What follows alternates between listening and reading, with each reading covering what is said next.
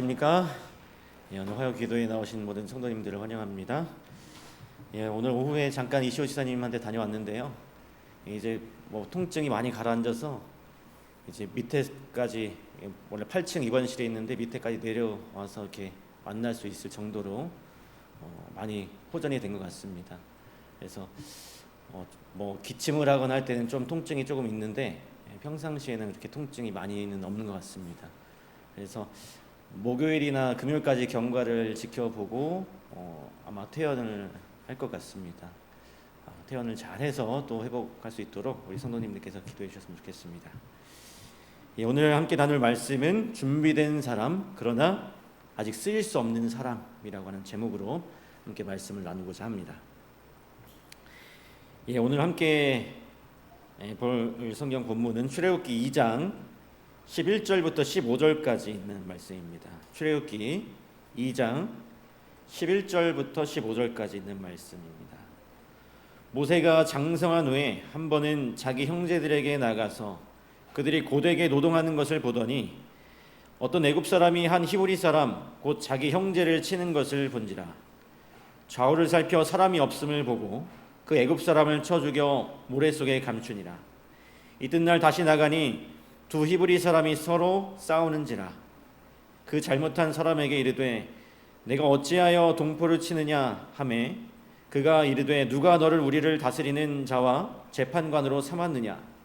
내가 애굽 사람을 죽인 것처럼 나도 죽이려느냐. 모세가 두려워하여 이르되 일이 탈로 되었도다. 바로가 이 일을 듣고 모세를 죽이고자 하여 찾는지라.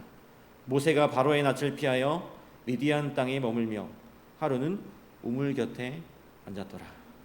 우리가 잘 아는 이야기입니다. 우리가 인생을 살아가면서 무언가 아주 잘 준비된 사람을 보면 참 부러워하는 마음을 갖게 됩니다. 잘 준비된 사람. 우리가 여행을 떠날 때도 이미 모든 것이 잘 준비되고 예약이 되어 있다면 참 마음이 든든하고 평안합니다. 그런데 반대로 내가 어떤 중요한 자리에 나가서 뭘 해야 하는데 아무런 준비가 되어 있지 않다면 얼마나 당황스러운 기분이 들겠습니까? 오늘 이 본문에 등장하는 이 모세는 스스로 생각하기에 모든 것이 완벽히 준비된 사람이었습니다. 당대 이 최대 강대국이었던 이 애굽의 이제 왕자로서 자라나면서 최고의 역량과 지식을 쌓고 있었습니다. 그런데 하나님께서 그런 최고의 어떤 준비를 갖추어져 있는 것처럼 보이는 이 모세를 보시고 아직은 사용할 수 없다라고 말씀하시면서 광야로 모세를 보내십니다. 오늘 하나님께서 과연 이 어떤 사람을 당신의 거룩한 도구로 사용하시는지 함께 이 모세의 이야기를 통해서 다시 한번 우리가 생각해 보았으면 좋겠습니다. 이 모세 당시 그 이스라엘 백성들은 요셉의 어떤 그 위대한 공헌 때문에 아주 애굽 땅에서 번성하게 되었습니다. 세금도 면제받는 그런 혜택을 누리고 있었어요. 그리고 심각한 기근 중에도 양식을 풍족하게 공급받으면서 이 이스라엘 백성들이 살았습니다. 이렇게 이스라엘 백성들이 그렇게 풍족한 삶을 살 수 있었던 것은 바로 하나님께서 아브라함에게 하늘의 별과 같이 자손들을 많게 하시겠다는 약속의 성취였습니다. 그런데 이제 시간이 흘러서 요셉을 알지 못하는 이 새로운 왕조가 들어서면서 백성들에게 큰 위기가 찾아오죠. 지나치게 번성하는 이스라엘 백성들을 보면서 이제 위협을 느낍니다. 그래서 애굽의 이 새 왕이 이 이스라엘 백성들을 노예로 삼아서 이제 괴롭게 합니다. 급기야 히브리인에게서 태어난 이 모든 남자아이를 다 죽이라는 잔인한 민족 말살 정책을 피죠. 그리고 그 어둡고 비참한 시대에 그 시기에 우리가 잘 아는 것처럼 이 모세가 태어납니다. 이 모세가 어머니 요게벳의 믿음과 하나님의 놀라우신 보호하심 때문에 기적적으로 생존하게 되는 것을 우리가 잘 알고 있습니다. 그리고 이제 애굽의 공주가 되어서 왕궁에서 안전하게 자라나는 놀라운 그 하나님의 섭리를 이 모세는 경험하게 됩니다. 그리고 이 모세가 12살이 되기 전까지 친어머니 밑에서 젖을 먹으면서 철저한 히브리 신앙의 그 교육을 받습니다. 그래서 이 모세가 자신의 영적인 정체성과 또 하나님을 향한 뜨거운 신앙을 마음 깊숙이 새길 수 있었어요. 그 어린 시절의 교육 때문에. 그리고 그 이후에 12살 넘어서 이제 애굽 왕궁에서 당대 최고의 학문과 군사 지식을 얻게 됩니다.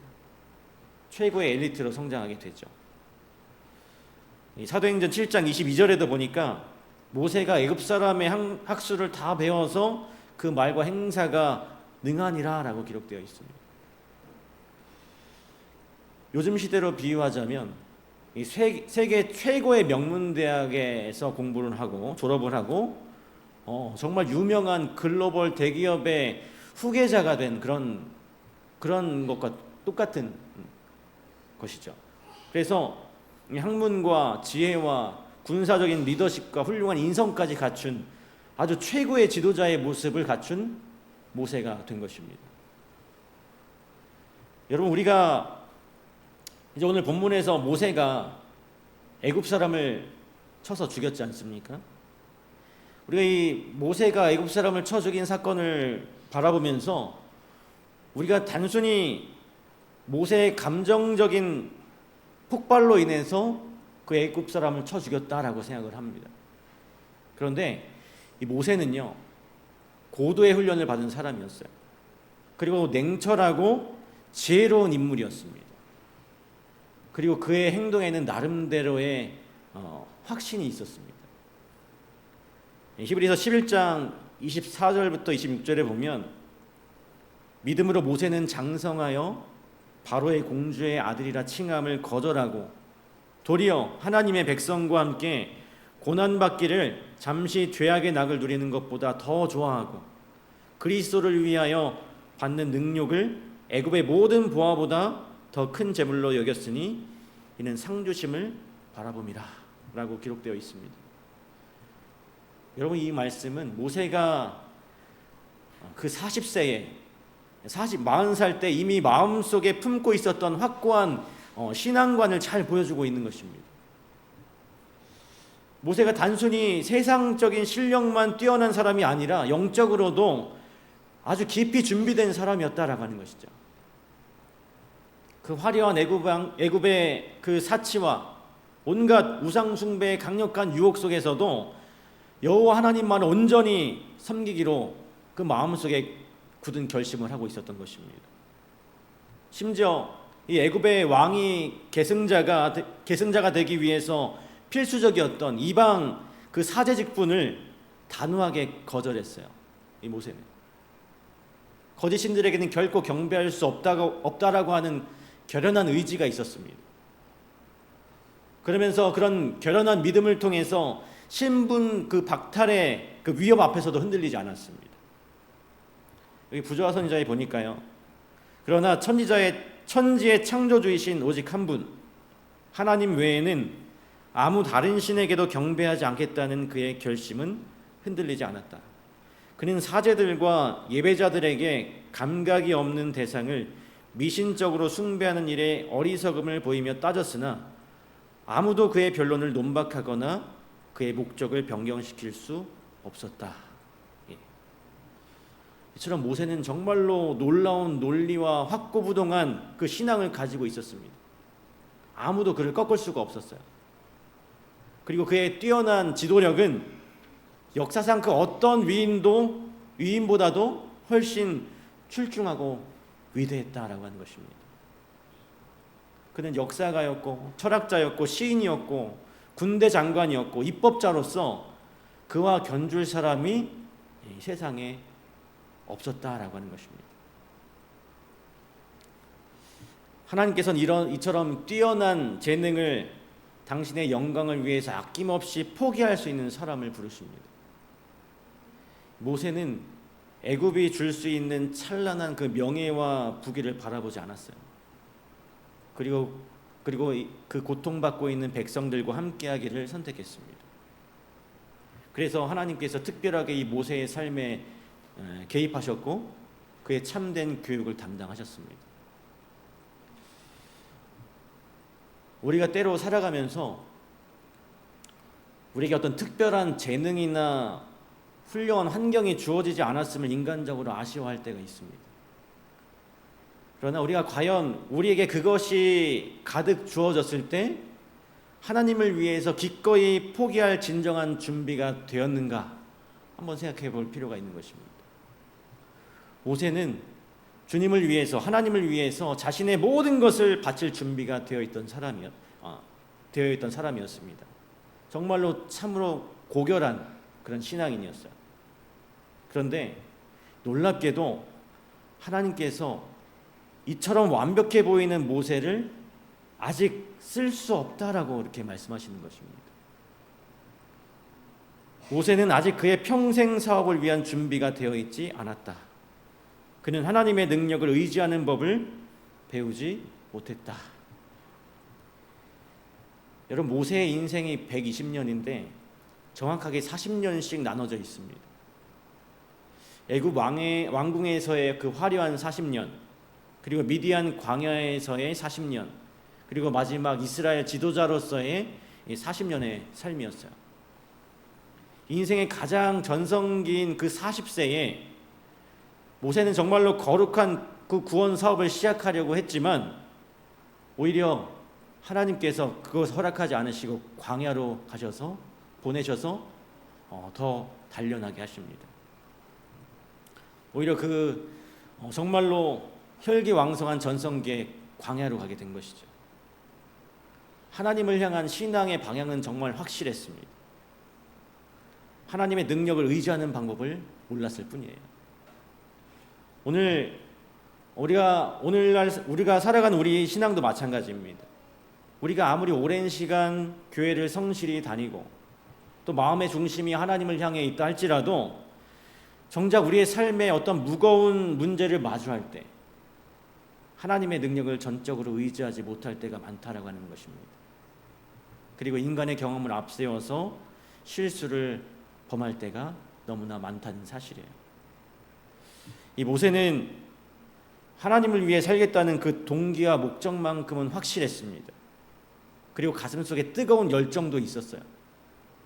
그러나 그 거룩한 약속의 말씀을 누구의 힘으로 어느 때에 이룰 것인가는 전혀 준비되지 않았습니다. 그 방법론적인 면에서 전혀 준비되지 않았던 것이었어요. 그 자신이 가진 그 애굽의 화려한 스펙과 또 탁월한 군사적 능력과 그리고 자신이 생각하는 그 타이밍으로 그 위대한 일을 성취하려고 했던 것이죠. 그래서 이 신앙의 방향은 주님을 향해 있었지만 결국 그 모세의 삶의 주도권은 여전히 모세 자신이 꽉 쥐고 있었던 것입니다. 오늘 우리 교회 안에서 주님을 지극히 사랑하고 뜨겁게 헌신을 다짐하지만 실제 가정에 또 일터의 문제를 마주할 때는 내가 가진 그 세상적인 경험과 지식을 먼저 의지하고 있지는 않은지 우리 자신을 겸손히 돌아봐야 하는 것입니다. 모세가 애굽 사람을 쳐 죽인 것은 단순한 우발적인 실수가 아니라 자신의 머리로 계획된 행동이었습니다. 자신이 백성들을 위해서 당당히 나설 때 그들이 자신을 약속의 지도자로 인정하고 기쁘게 따라올 줄로 확신했던 것이죠. 여기 부조화 선지자에 그는 이스라엘 백성을 구원하기 위해 하나님께서 자기를 선택하셨다는 것을 백성이 다 깨닫게 되리라고 생각했던 것이다 라고 기록하고 있습니다. 그러나 그것은 모세의 생각이었어요.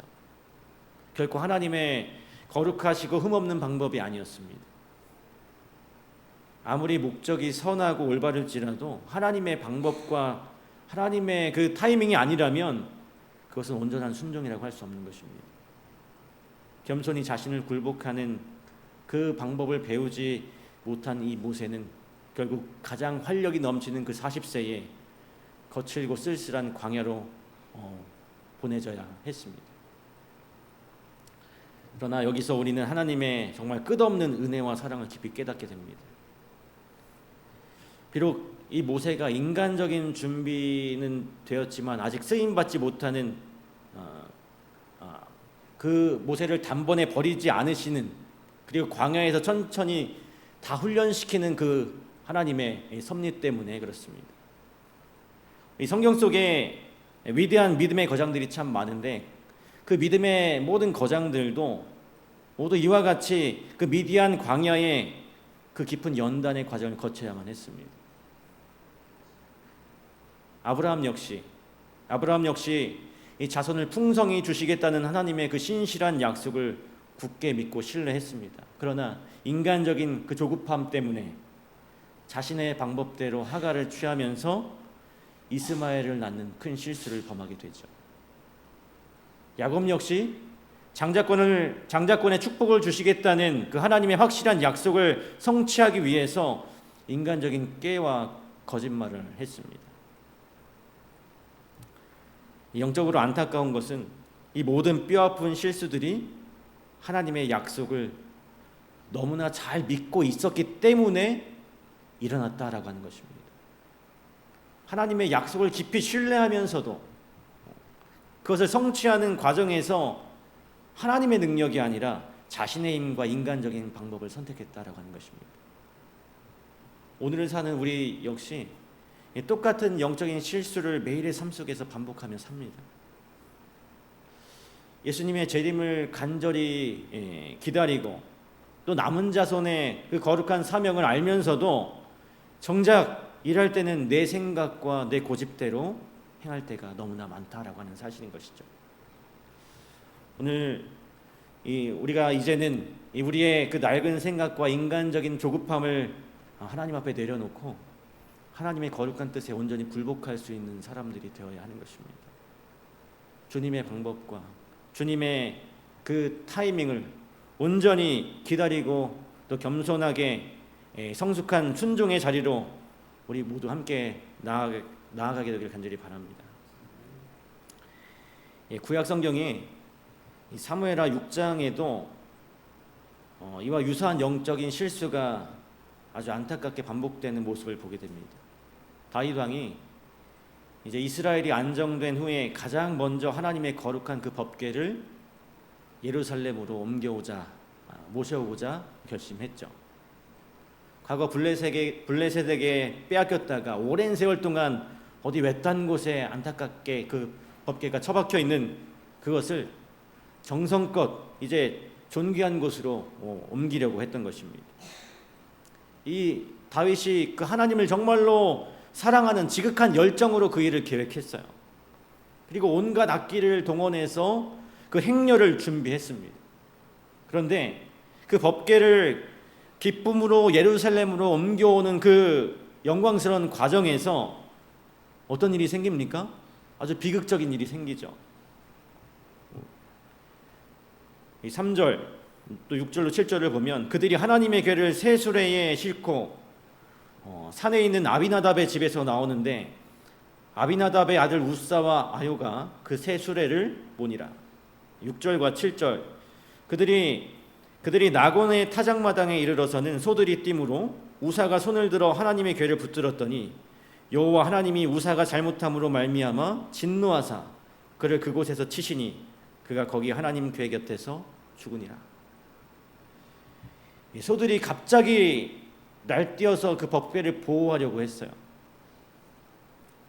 그래 급하게 그 법궤를 보호하려고 해서 손을 댔는데 어떻게 되었습니까? 이 사람들이 그곳에서 바로 즉사를 했습니다. 온 나라에 기쁘고 정말로 성대했던 그 축제의 자리가 순식간에 깊은 두려움과 통곡의 시간으로 바뀌게 된 것입니다. 다윗과 백성들의 마음속에 분명히 하나님을 향한 지극한 그 선한 목적이 있었습니다. 아름다운 방향이 올바르게 서 있었어요. 그런데 왜 하나님께서는 진노하시고 그들의 정성 가득한 그 자원봉사를 기쁘게 받지 않으셨을까요?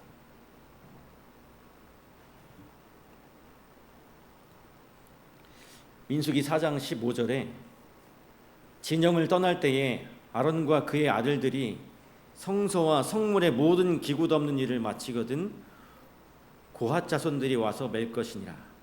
그러나 성물은 만지지 말라. 그들이 죽으리라. 회막 물건 중에서 이것들은 고핫 자손이 맬 것이며 라고 기록되어 있습니다. 하나님의 이 법궤는 사람이 직접 자신의 어깨에 정성껏 메고 이동하도록 하나님께서 처음부터 명령하시고 설계하셨어요. 하지만 이 다윗과 백성들은 편리함을 쫓아갔습니다. 과거 이방 블레셋 사람들이 행했던 이 새 수레라는 인간적인 방법을 선택했던 것이죠. 하나님이 정하신 그 거룩한 방법이 아니라 세상의 효율성과 인간의 편리함을 그들의 무의식 중에 그대로 따라갔던 것입니다. 이 부조화 선지자의 글에 보면 다윗과 그의 백성들은 성스러운 사업을 수행하기 위하여 즐거움과 자원하는 마음으로 그 일에 종사했으나 선한 목적과 하나님을 향한 신앙과 방향은 맞았으나 여호와께서는 그 봉사를 받으실 수 없었으니 이는 당신의 명령과 일치하게 그 일이 수행되지 않았기 때문이다. 아무리 동기가 아름답고 헌신적이어도 하나님의 세밀한 명령과 말씀에 일치하지 않으면 주님은 그 봉사를 결코 받지 않으시는 것입니다. 우리 눈에 아주 작고 사소해 보이더라도 그것이 그렇게 중요하게 느껴지지 않을지라도 하나님께서는 그것이 절대적인 기준이 된다라고 하는 것이죠. 다윗은 그 이후에 3개월 동안 깊이 회개하면서 자신의 잘못을 뼈저리게 깨닫습니다. 그리고 다시금 하나님의 말씀대로 법궤를 옮기게 돼요. 역대상 15장 15절입니다. 모세가 여호와의 말씀을 따라 명령한 대로 레위 자손이 채에 하나님의 궤를 꿰어 어깨에 매니라. 하나님의 말씀과 법도대로 철저히 순종했을 때 그 어떤 재앙도 더 이상 일어나지 않았습니다. 그리고 다윗은 온전히 그 일에 대한 기쁨 때문에 온전히 춤을 출 수 있었던 모습을 우리가 성경을 통해서 보게 됩니다. 다윗은 하나님의 이 거룩한 율법이 얼마나 신성하고 그 말씀에 대한 엄격한 순종의 필요가 얼마나 중요한지 이 일을 통해서 깨닫게 되었습니다. 오늘 우리들도 하나님을 향한 뜨거운 열정과 자원하는 마음만 있다면 이 봉사의 방법은 아무래도 좋다고 착각할 때가 있어요.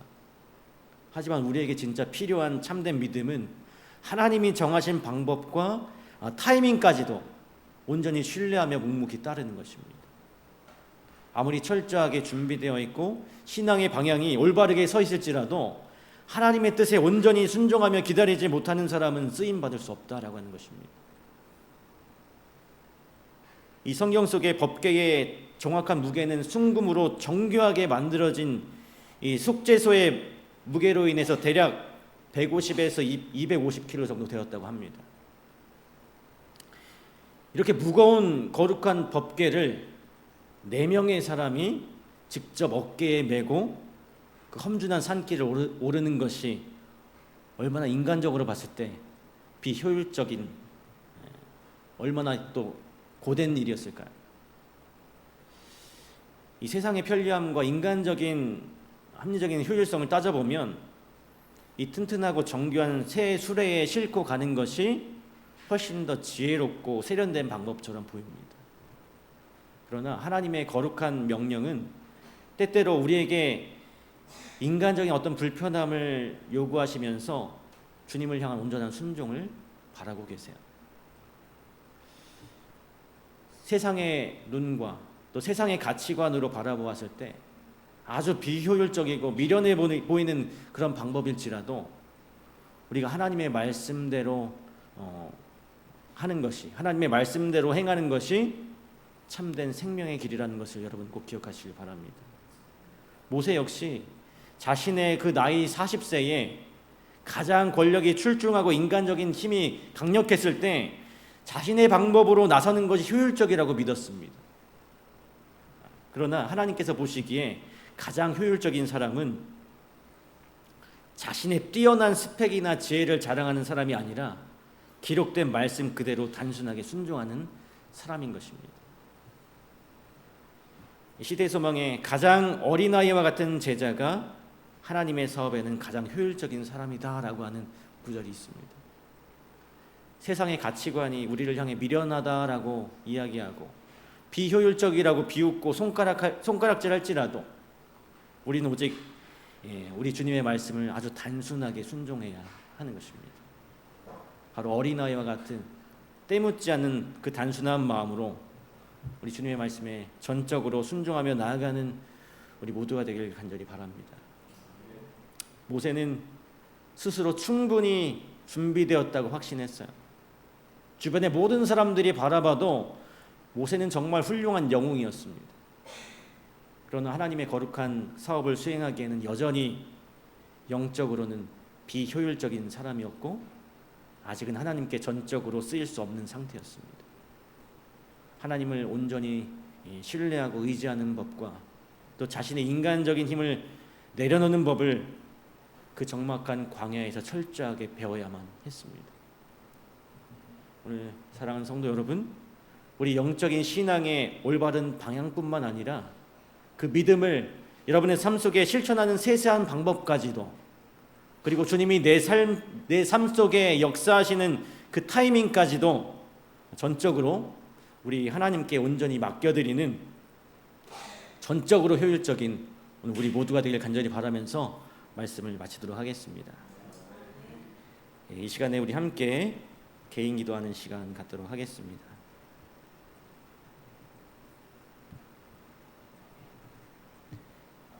띄워주시기 바랍니다. 오늘 기도 제목은 말씀을 생각하시면서 나의 삶의 주도권을 온전히 하나님께 내어드리면서 내 지식이나 방법이 아닌 주님의 능력만 신뢰할 수 있도록 기도하시고, 또 세상의 편리함보다 하나님의 거룩한 방법을 따를 수 있도록, 또 광야의 연단을 통해서 주님의 거룩한 도구로 우리가 빚어질 수 있도록 기도하시기 바랍니다. 그리고 우리 이시호 집사님의 회복을 위해서 함께 음악이 끝날 때까지 기도하시도록 하겠습니다.